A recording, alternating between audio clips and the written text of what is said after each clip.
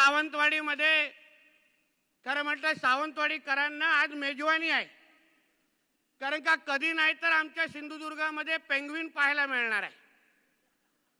आलाय तिकडे पटपट पट करायला, म्याव म्याव करायला. थोडं म्याव म्याव बोललं, एवढी मिरची झोंबली नांदगावकर साहेब, 15 दिवस जेलमध्ये टाकली. पण याला बघितल्यानंतर, ऐकल्यानंतर हा कुठल्या आवाजाने बाळासाहेबांचा नातू वाटतो, हा खरं म्हणलं तर संशोधनाचा विषय आहे. मला मत द्या. हे बाळासाहेबांचा नातू बोलूच शकत नाही. आमच्या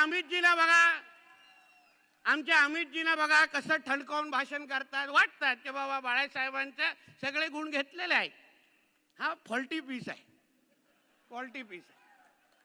चायनीज मॉडेल असतो ना, फोन बाहेरून व्यवस्थित दिसतो, आतमध्ये मशीनच चालत नाही.